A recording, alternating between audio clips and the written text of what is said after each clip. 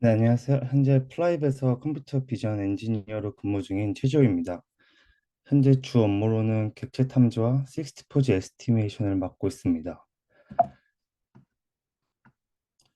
발표 목차로는 크게 세그멘테이션과 포인트 클라우드 레지스트레이션입니다. 간단하게 간단하게 세그멘테이션에 대한 5가지 방법을 소개하고 포인트 클라우드 레지스트레이션에 대해 설명을 드릴 예정입니다. 포인트 클라우드 레지스트레이션 같은 경우에는 발표 자료를 시릴 스타인시 교수님의 유튜브와 강의 자료를 참고하였음을 밝힙니다. 발표 시작하겠습니다. 세그멘테이션에는 5가지 방법이 있습니다. 그중 첫 번째 방법으로는 엣지 베이스드, 즉 엣지 기반입니다. 엣지 기반 세그멘테이션은 3D 포인트 클라우드에서의 불연속성을 감지하는 데 중점을 둡니다. 이러한 불연속성은 대개 객체의 경계나 표면 방향의 큰 변화와 일치합니다. 원리로는 기울기 계산을 활용하여 높은 기울기 크기가 엣지나 경계를 나타냅니다. 인접한 포인트의 노멀 간의 차이를 계산하는 것이 일반적입니다. 장점으로는 객체의 경계를 직접 타겟으로 합니다. 특정 응용 프로그램에서의 특정 응용 프로그램에서 계산이 효율적일 수도 있습니다. 단점으로는 노이즈에 민감하여 거짓 엣지를 생성할 수 있습니다. 엣지를 정제하기 위해 후처리가 필요할 수 있습니다. 두 번째로는 영역 기반입니다. 유사한 특성을 공유하는 포인트를 그룹화하여 포인트 클라우드에서 연속적인 영역을 생성하는 데 중점을 둡니다. 원리로는 K-민스나 니비스캔과 같은 클러스터링 알고리즘을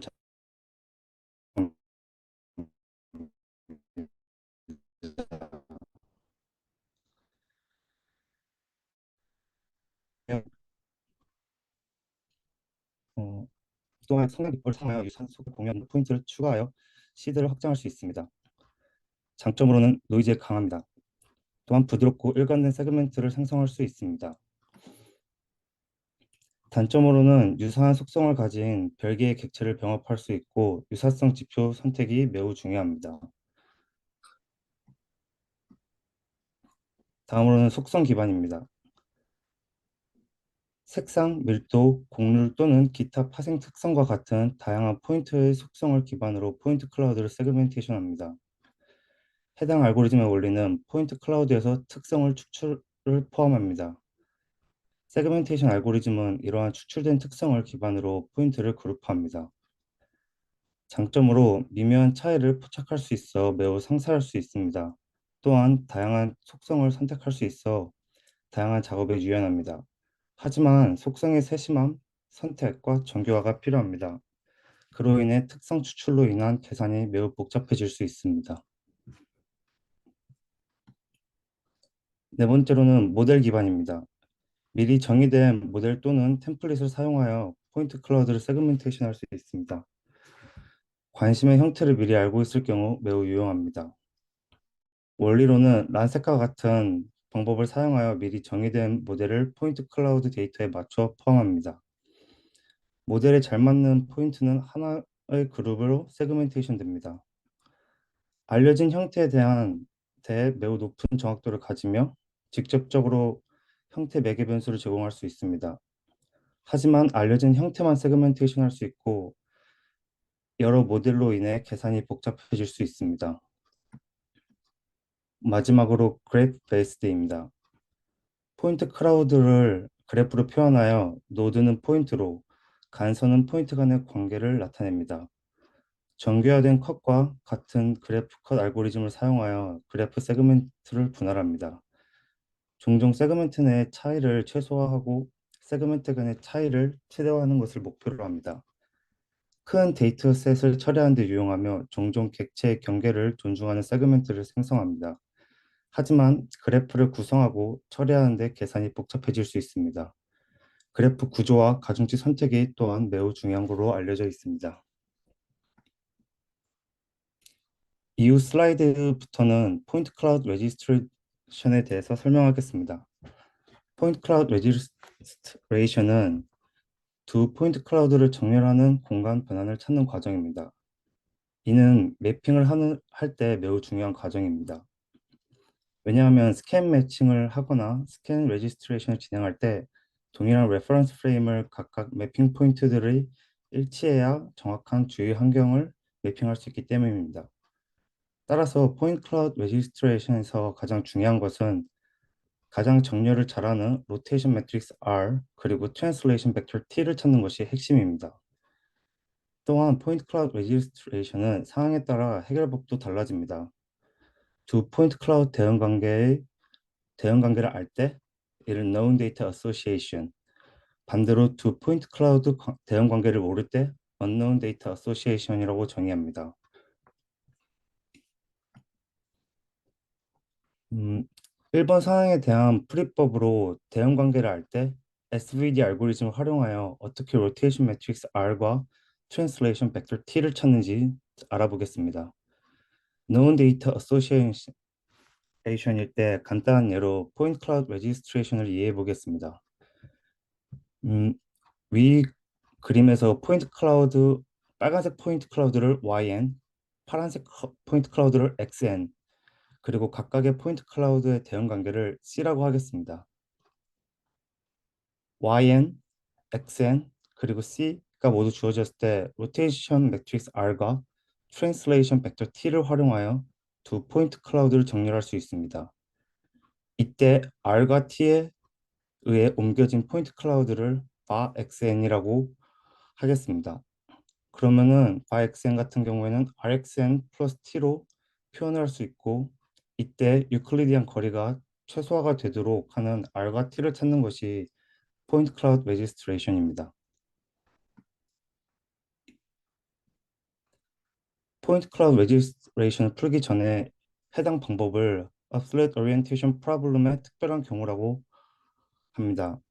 해당 프로블럼은 간단히 이야기하면 3D 포인트의 집합을 정렬할 때 트랜스포메이션을 결정하는 문제입니다. 해당 프로블럼에서는 스케일 파라미터가 존재하지만 포인트 클라우드 레지스트레이션을 할 때는 해당 스케일 파라미터를 1로 고정하고 구하게 됩니다.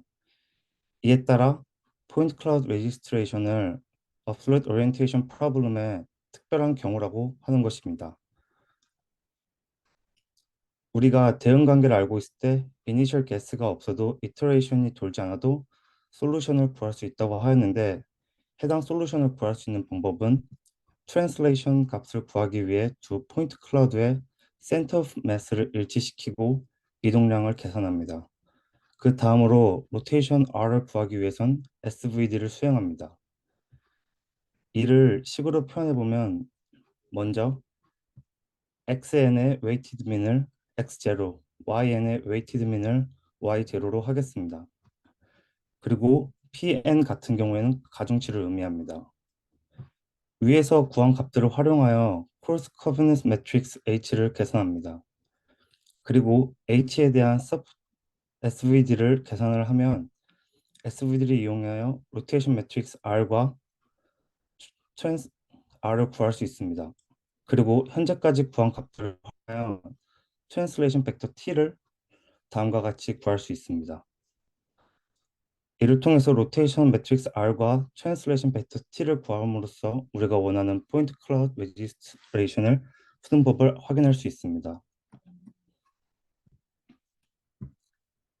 그렇다면은 이제 어떻게 이 방법이 최적의 해가 되는지 우리가 그 이니셜 게스가 필요하지 않고 이터레이션이 돌지 않아도 완벽한 해를 구할 수 있는 것인지를 한번 이유를 살펴보겠습니다.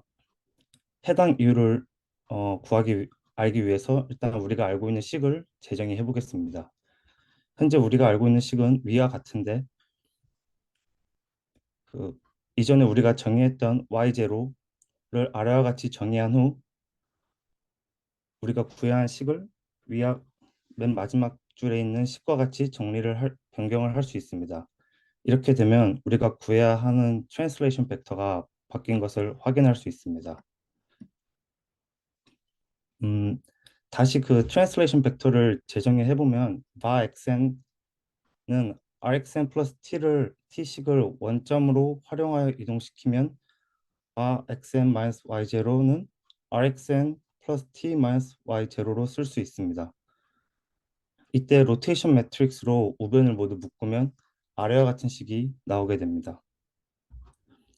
이에 새로운 변수 x0를 활용하여 다시 식을 정의해 보면 x0는 마이너스 r 트랜스포즈 t 플러스 r 트랜스포즈 y 제로라고 할 때 우리가 구해야 하는 식은 위와 같이 나옴을 알 수 있습니다. 이렇게 된다면 우리가 찾는 것은 이제 r과 t가 아닌 r과 x0로 바뀌는 것을 확인할 수 있습니다. 이제 우리가 구해야 하는 식은 2차 식인데 이를 행렬로 표현하여 오브젝트 펑션을 정의를 하려고 합니다. 오브젝트 펑션은 최적화를 시키는 함수를 의미합니다. 해당 오브젝트 펑션을 pi x0 r이라고 정의를 하고 이를 최소화하는 x0 스타 r 스타를 구하면 우리가 원하는 해를 구할 수 있습니다. 음, pi x0 r을 아래와 같이 정의를 하고 우리가 이제 보통 2차식의 최소값 또는 최대값을 구할 때 미분을 하고 이제 미분이 되는 값을 찾아 최소값 또는 최대값을 구하곤 하는데 이 방법을 위에 적용을 해보면은 현재 오브젝트 펑션을 다 풀어 쓰고 이제 x에 관해 미분을 하면 다음과 같습니다. 이렇게 간단하게 그리고 미분한 식을 0으로 만든 다음에 이를 간단하게 정리하면 맨 마지막의 식과 같은 식이 나오게 됩니다. 이때 우변에 있는 식을 살펴보면 y0 같은 경우에는 앞서 언급했던 웨이티드 썸임을 확인할 수 있습니다. 결국에는 시그마를 전부 풀어 쓰고 우변이 0이 됨을 쉽게 알 수 있습니다. 따라서 우리가 얻을 수 있는 식은 위와 같음을 확인할 수 있고 결국에 우리가 임의로 정의했던 x0는 xn의 웨이티드 민을 x0라고 했을 때 최적의 해를 구할 수 있음을 확인할 수 있게 되었습니다. 이제 동일한 방법을 아래도 적용을 해보면 위에 오브젝트 펑션 r을 관찰하면 r에 관한 식은 아래 빨간색 부분밖에 없음을 확인할 수 있는데요.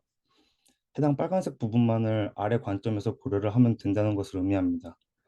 해당 부분의 부호가 마이너스이므로 이를 최대화하여 오브젝트 펑션이 최소값을 가짐을 알 수 있습니다. 좀 더 이 식을 간편하게 보기 위해서 AN을 xn-x0, BN을 yn-y0라고 정의를 하고 이전에 x0와 y0는 우리가 정의했던 웨이티드 민 값입니다. 그럼 다음과 같은 식을 구할 수 있게 되는데요. 위에 나온 H는 그 크로스 커버넌스 매트릭스로 다음과 같이 정해지게 됩니다. 이제 R을 최대하는 트레이스 R 트랜스포스 H를 찾으면 되는데 이 값을 찾기 위해서 SVD를 한 번 더 활용할 것입니다. H를 SVD로 이용하여 분해하면 다음과 같이 나타낼 수 있는데요. 여기서 다이아그는 대각행렬을 의미하고 R은 VU 트랜스포즈라고 정의를 하겠습니다.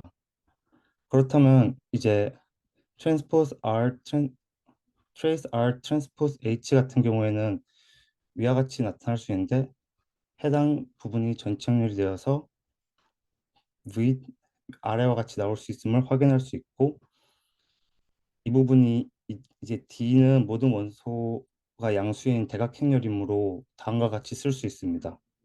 해서 여기서 해당 부분을 A라고 정의했을 때 위와 같은 식을 얻을 수 있게 됩니다.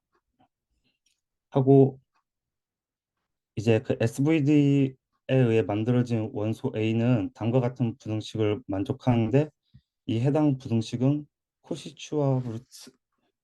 슈바르트 부등식입니다.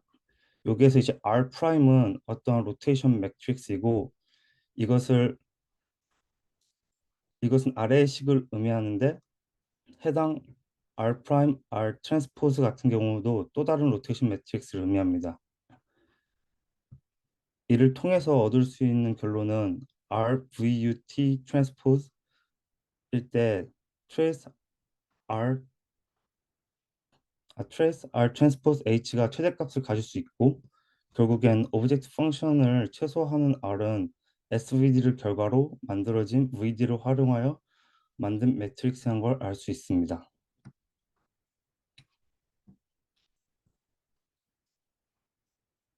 또한 우리는 오브젝트 펑션을 최소화하는 파라미터로 R과 X를 알고 있으므로 오브젝트 펑션을 만들 때 정의한 식 y0는 -r 트랜스포즈 t 플러스 r 트랜스포즈 y0를 이용하여 트랜스레이션 벡터 t는 y0 rxt0와 같이 나타낼 수 있습니다.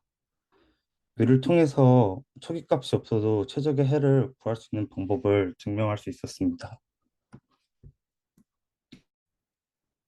이제 다음으로는 대응 관계가 주어지지 않았을 때, 즉 unknown data association일 때 포인트 클라우드 레지스트레이션의 포인트 클라우드 레지스트레이션을 하는 방법에 대해서 알아보겠습니다.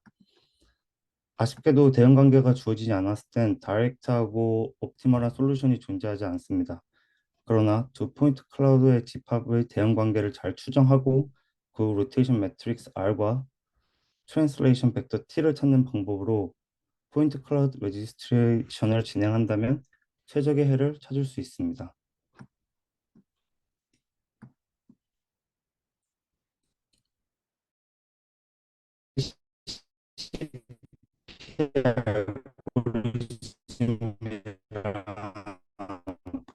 진행할 때 데이터 어소시에이션을 했을 경우 대응 추정 그 대응 관계를 통해 둘을 만들 때는 가장 가까운 점을 활용하여 반복적인 과정을 통해 오차를 최소화합니다. 어, 과정을 다시 설명하자면 데이터 어소시에이션을 추정하고 추정된 데이터 어소시에이션을 활용하여 리짓 바디 트랜스포메이션을 구합니다. 이를 통해서 반복적으로 수행하여 최적의 파라미터, 즉 로테이션 매트릭스 R과 트랜슬레이션 벡터 T를 찾아갑니다. ICP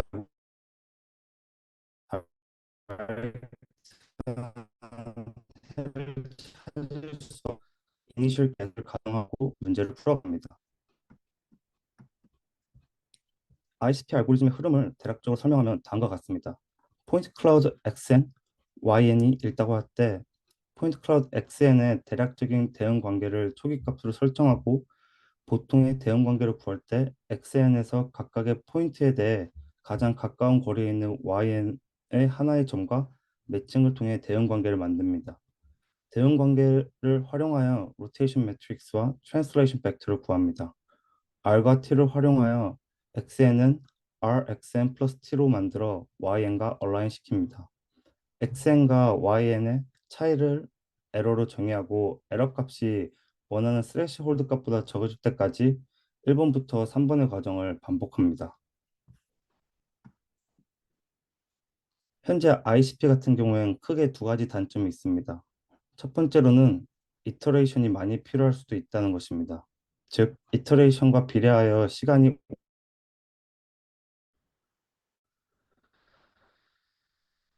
두 번째로는 초기 대응 관계를 잘못 쓰거나 나쁜 대응 관계를 이용할 경우 결과가 매우 나빠질 수 있습니다. 따라서 이런 단점들을 보완하려는 연구가 많이 진행되었고 ICP 알고리즘은 다음과 같은 내용들에 포커스를 맞춰 연구가 진행되었습니다.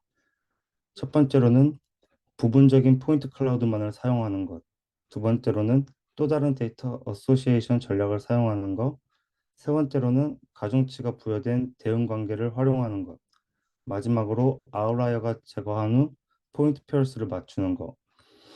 이러한 ISP 알고리즘은 다양한 퍼포먼스에 초점을 맞췄고 주로 스피드나 스테빌리티, 아웃라이어 아니면 노이즈에 굉장히 강인하도록 연구되었습니다. 이 중에서 데이터 어소시에이션에 대해 살펴보겠습니다. 데이터 어소시에이션을 잘 찾으면 우리가 옵티멀한 솔루션을 쉽게 찾아갈 수 있는데 따라서 데이터 어소시에이션을 찾는 것이 ICP 알고리즘의 결과에 엄청난 영향을 끼치는 것을 알 수 있습니다. 바닐라 ICP 알고리즘에서는 가장 가까운 포인트를 활용해서 데이터 어소시에이션을 구축했지만 이 방법이 잘 통하지 않는 환경도 존재할 것입니다. 따라서 다양한 방법이 제안되어 왔고 대표적으로 5개가 있습니다. 첫 번째로는 closest point, 두 번째로는 closest compatible point, 세 번째로는 normal shifting, 네 번째로는 projection based approaches, 다섯 번째로는 point to plane입니다. 첫 번째로 closest point의 방법은 바닐라 ISP 알고리즘에서도 사용을 하는 데이터 어소시에이션 방법인데요. 가장 가까운 점을 찾을 때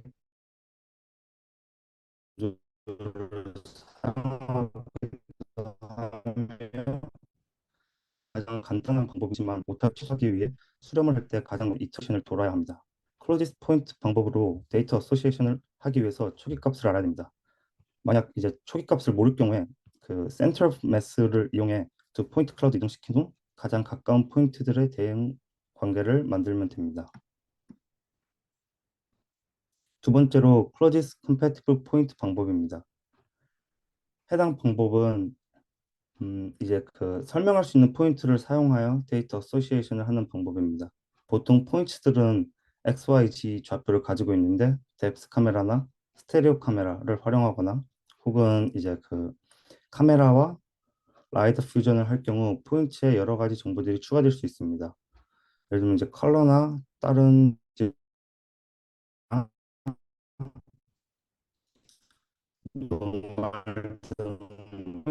설명할 수 있는 정보들을 활용하여 할 수 있습니다. 세 번째로는 노멀 슈팅 방법입니다. 한 포인트에서 노멀 벡터를 구하고 그 방향과 만나는 또 다른 포인트 셋에서 점을 활용하여 데이터 어소시에이션을 하는 방법입니다. 이 방법은 스무스한 평면에서 굉장히 유용한 데이터 어소시에이션 방법이지만 노이즈가 많거나 곡선이 많은 복잡한 환경일수록 좋지 않을 수도 있습니다. 네 번째로는 프로젝션 베이스드 어프로치 방법입니다. 해당 방법은 포인트 클라우드를 RGB-D 카메라와 같은 센서에 프로젝션 시켰을 때 서로 같은 점에 프로젝션된 포인트들을 대응시켜 데이터 어소시에이션을 하는 방법입니다. 마지막으로는 최근에 가장 많이 활용하고 있는 포인트 투 플레인 방법입니다. 앞서 소개한 방법은 포인트와 포인트를 다이렉트하게 이어서 이제 유클리디안 거리를 만들었다면 포인트 투 플레인은 소스 포인트를 게 아니라 타겟 포인트의 점과 점 사이에 있는 그 가상 평면을 만들어 마백표를 가장 가까운 걸 고르고 유클리디안 거리를 계산하여 데이터 좀 더 이해가 잘 될 것 같은데요. 이제 그 데스티네이션 포인트의 노멀 벡터가 있고 이를 통해서 서페이스를 구할 수 있습니다. 이 서페이스를 수직으로 수선에 발을 내려서 이제 포인트 투 플레인의 거리를 최소화하는 방향으로 최적화해서 로테이션과 트랜슬레이션을 구하는 방법입니다. 쉽게 이해를 하면 노멀 벡터를 내적시킨 값을 최소화한다고 이해하면 될 것 같습니다. 마지막으로는 이제 Generalized ICP 혹은 GICP에 대한 내용입니다. 먼저 GICP가 어떤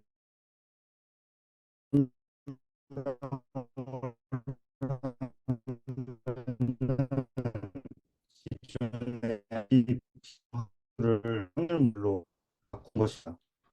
그거에 대점을 이제 점 군집 A와 B가 있다고 가정을 했을 때 여기서 가상의 점 집합이 있다고 가정을 하고 이 점들의 특정한 한 공분산 행렬을 가진 정규분포에서 나온 것으로 생각을 하시면 될 것 같습니다. 그리고 여기서 가장 중요한 것은 이제 올바른 변환 T입니다. 이 변화를 통해서 우리가 완벽한 대응 관계를 형성할 수 있고 그리고 이 변화의 차이를 특정 분포로 따르게 됩니다. 다음으로는 MLE를 사용해서 이 변화를 찾게 되는데 여기서 주목할 만한 사실은 기존의 ICP는 사실 GICP의 특별한 경우라고 볼 수 있다고 합니다. 마지막으로 GICP의 가장 큰 장점을 말씀드리면 다양한 공분상 행렬을 선택할 수 있다는 것입니다. 그리고 GICP의 직접적 응용 사례로는 플레인 투 플레인 ICP가 있습니다. 이는 두 점 군집의 표면 법선을 모두 고려한 방법입니다. 최종적으로